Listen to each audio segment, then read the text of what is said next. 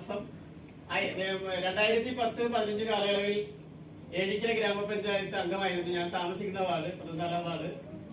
ഇപ്പോ ആ വാർഡ് ഉൾപ്പെടുന്ന 7 വാർഡ്, 7 വാർഡുകൾ ഉൾപ്പെടുന്ന ബ്ലോക്ക് പഞ്ചായത്ത് ഏഴിക്കര ഡിവിഷൻ എന്ന് പറയുന്ന ഡിവിഷനിലാണ് കൈകാര്യം ചെയ്യുന്നത്. അപ്പൊ 2 ഗ്രാമപഞ്ചായത്തുകളുണ്ട്, ഒന്ന് ഏഴിക്കരയും ഒന്ന് ചിറ്റാറ്റുകരയും. അപ്പോ അത് പറവൂർ മണ്ഡലത്തിന്റെ ഭാഗം തന്നെയാണ്. ഞാൻ ഈ ആശയം പരിചയപ്പെടുത്തിയത് നമ്മുടെ CTC ലീഡർ നമ്മുടെ അശോകൻ സാറാണ്. അദ്ദേഹത്തെ എനിക്ക് നേരത്തെ ഞാൻ പലപ്പോഴും ഇവിടെ സൂചിപ്പിച്ചിട്ടുള്ളതാണ്. ഏറ്റവും പുതിയ ആളുകൾക്ക് വേണ്ടിയാണ് എന്നെ ഒന്ന് കൂടുതലായി പരിചയപ്പെടുത്തുന്നത്. അപ്പോ അദ്ദേഹമാണ് എന്നെ ഈ ആശയം പരിചയപ്പെടുത്തിയത്. അദ്ദേഹവും അദ്ദേഹത്തിന്റെ പ്രിയപത്നി സിന്ധു അശോകൻ RTC, അതുപോലെ തന്നെ അജയകുമാർ ചെറായി, അദ്ദേഹമൊക്കെയാണ് എന്റെ അപ്ലൈൻ ലീഡേഴ്സ്.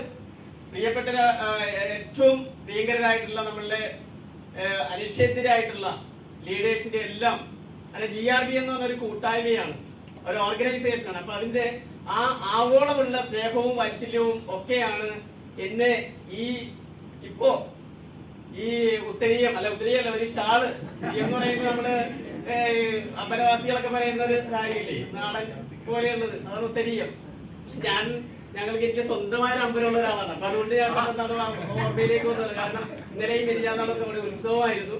അപ്പൊ അതിന്റെ ഉറക്കത്തിന്റെ ഒരു ക്ഷീണമൊക്കെ കാണും. എന്നിരുന്നാൽ പോലും നമ്മുടെ മധുസാറ് പറഞ്ഞതുപോലെ ആ ക്ഷീണവും ഒക്കെ മാറ്റിയെടുക്കുവാൻ അല്ലെങ്കിൽ മാറാനുള്ള ഒരു പ്രേരണ, പ്രചോദനം, അതെല്ലാം കിട്ടുന്നത് GRB എന്ന് പറഞ്ഞ ഓർഗനൈസേഷനിലും പ്രത്യേകിച്ചും മൈലൈഫ് എന്ന് പറഞ്ഞ ഈ മഹാപ്രസ്ഥാനത്തിന്റെ ഭാഗമായി, അതിന്റെ ഭാഗതയുമായി മാറിയതുകൊണ്ട് മാത്രമാണ്. അപ്പൊ അതുകൊണ്ട് ഏറ്റവും പുതിയതായി ഇവിടെ എത്തിച്ചേർന്നിട്ടുള്ള വ്യക്തികൾ ഏതാണ്ട് 5-6 പേര് ഇന്നിവിടെ എത്തിച്ചേർന്നിട്ടുണ്ട്.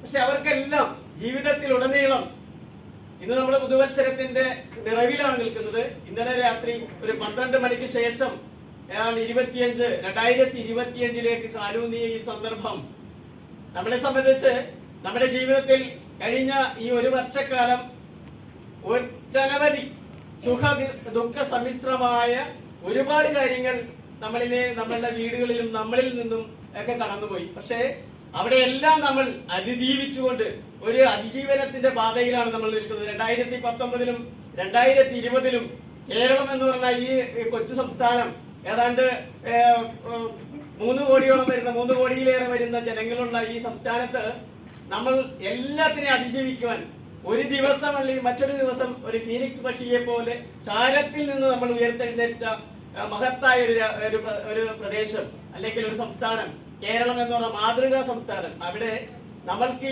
ഈ ആശയം നമ്മളിലേക്ക് കിട്ടിയെങ്കിൽ അത് പൂർണ്ണമായി നമ്മുടെ ജീവിതത്തെ മാറ്റിമറിക്കാൻ പോകുന്നതാണ്. അത് മനസ്സിലാക്കി ചിന്തിക്കുക, ചിന്തയാണ് നമ്മളെ മുന്നോട്ട് നയിക്കുന്നത്, പ്രേരക ശക്തിയായി മാറുന്നത്. അശോകൻ സാർ അത് എപ്പോഴും സൂചിപ്പിക്കാറുണ്ട്. എന്നോടൊപ്പം അദ്ദേഹത്തോടൊപ്പമുള്ള യാത്ര പലപ്പോഴും ഈ ആശയത്തിൽ കൂടുതൽ ഊർജ്ജസ്വലതയോടുകൂടി ഒരു പാതയം പോലെ, അതായത് ഒരു വഴിച്ചോറ് പോലെ നമ്മളോടൊപ്പം നിൽക്കുവാൻ കഴിഞ്ഞ അദ്ദേഹത്തെ കുടുംബത്തെയും സ്മരിക്കുക മാത്രമല്ല, ആവോളം ആ സ്നേഹവും ഇഷ്ടവും ഞാൻ അനുഭവിച്ചുകൊണ്ടിരിക്കുകയാണ്. അപ്പൊ അതുകൊണ്ട് നമുക്ക് നമ്മുടെ ഈ മനുസാറിനെ പോലെയുള്ള വ്യക്തികൾ, എന്നെ സംബന്ധിച്ച് അദ്ദേഹത്തെ നേരത്തെ എനിക്കറിയാം, വർഷങ്ങൾക്ക് മുൻപ് അദ്ദേഹത്തെ അറിയാം. പക്ഷേ കാരണം അദ്ദേഹം വരുന്നത് തന്നെ വളരെ സമ്പന്നമായ ഒരു പ്രദേശത്തു നിന്നാണ്. പെരുമ്പാവൂർ ഇരിങ്ങോൾ എന്ന് പറഞ്ഞൊരു കാവുണ്ട് അവിടെ. പക്ഷെ കാട്ടുവാസിയൊന്നും അല്ല കേട്ടോ അദ്ദേഹം.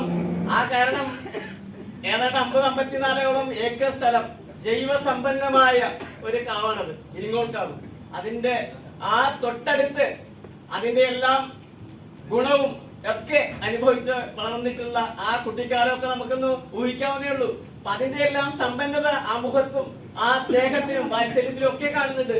അത് നമ്മളിലെല്ലാം സന്നിവേശിപ്പിക്കാൻ അദ്ദേഹം ശ്രമിക്കുന്നുമുണ്ട്. കാരണം അദ്ദേഹത്തിന്റെ ഓർഗനൈസേഷൻ, അദ്ദേഹത്തിന്റെ നമ്മളോടുള്ള കൂട്ടം, അല്ലെങ്കിൽ അദ്ദേഹത്തിന്റെ നമ്മുടെ സാമീപ്യം, ആ സാമീപ്യം പോലും ആ സ്നേഹമസൃതമായ പെരുമാറ്റവും ഒക്കെയാണ് നമ്മളെ ഈ ആശയത്തിൽ കൂടുതൽ ഊർജ്ജസ്വലതയോടെ നിൽക്കുവാൻ എന്നെ പ്രേരിപ്പിച്ചുവെങ്കിൽ നിങ്ങൾക്കേവർക്കും അത് സാധ്യമാണ്. അത് അസാധ്യമല്ല. ഏതും അനുഭവമായ ഈ സ്നേഹം വാത്സല്യം ഒക്കെ നിങ്ങൾക്ക് കിട്ടുവാൻ GRB എന്ന് പറഞ്ഞ ഓർഗനൈസേഷനിൽ നിങ്ങൾക്ക് ഉറച്ചു നിൽക്കുവാൻ കഴിയട്ടെ എന്ന് ആശംസിക്കുന്നു. അതോടൊപ്പം ഈ മഹത്തായ പ്രസ്ഥാനത്തിൽ നിങ്ങൾ ഉണ്ടെങ്കിൽ ഇനി അടുത്തൊരു വർഷം നമുക്ക് നേരത്തെ ഇവിടെ എല്ലാവരും പറഞ്ഞു പുതുവത്സരാശംസകൾ. ഞാനും പറയുന്നു പുതുവത്സരാശംസകൾ. പക്ഷേ അവിടെ ഒരു പക്ഷേ ഞാൻ എടുത്തു പറയുന്നത്, അടിവരയിട്ട് പറയുന്നത്, ആ ആശയം അല്ലെങ്കിൽ നമ്മളത് പറയുമ്പോൾ ഏറ്റവും ആത്മാർത്ഥതയോട് പറയുവാൻ നമുക്ക് കഴിയുന്നുണ്ടോ എന്നുള്ള ഒരു ആശങ്കയല്ല എനിക്കുള്ളത്. അതൊരു അർത്ഥവത്തായ ചോദ്യം ഞാൻ നിങ്ങളിലേക്ക് ഉന്നയിക്കുകയാണ്. കാരണം അങ്ങനെ നമ്മൾക്ക് കഴിയാതെ പോകുന്നത് എന്തുകൊണ്ടാണ്? നമ്മളുടെ ജീവിതത്തിൽ വലിയ മാറ്റങ്ങൾ ഉണ്ടാക്കുവാനോ വലിയ മാറ്റങ്ങൾക്ക് നമ്മൾക്ക് വിധേയമാകുവാനോ ഇതുവരെ കഴിഞ്ഞില്ല എങ്കിൽ തുടർന്നുള്ള സമയങ്ങളിൽ നമുക്കത് കഴിയുവാനുള്ള മാറ്റം ഉണ്ടാക്കിയെടുക്കുവാനുള്ള ഒരു പ്രേരണ അല്ലെങ്കിൽ ഒരു പ്ലാറ്റ്ഫോം ഇവിടെ ലഭ്യമായിട്ടുണ്ട്. അത് പൂർണ്ണാർത്ഥത്തിൽ ആത്മാർത്ഥതയോടെ അർപ്പണ മനോഭാവത്തോടെ ഒരു ദിനചര്യ പോലെ നമ്മൾക്ക് കാത്തു സൂക്ഷിക്കുവാൻ കഴിഞ്ഞാൽ ജീവിതത്തിൽ വലിയ മാറ്റങ്ങൾ ഉണ്ടാവും. അതിന് നിങ്ങൾക്ക് ഏവർക്കും കഴിയട്ടെ എന്ന് മാത്രം ആശംസിച്ചുകൊണ്ട് എന്റെ ചെറിയ വാക്കുകൾ അവസാനിപ്പിക്കുന്നു.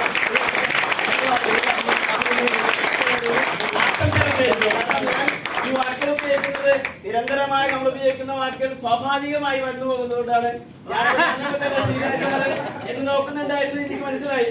കാരണം ആ വാക്കുകൾ എന്നിൽ സ്വാഭാവികമായി വന്നു ചേരുന്നതാണ്. അതേതായാലും മോശം അർത്ഥത്തിലുള്ള വാക്കുകളല്ല എന്ന് ഞാൻ സൂചിപ്പിച്ചു.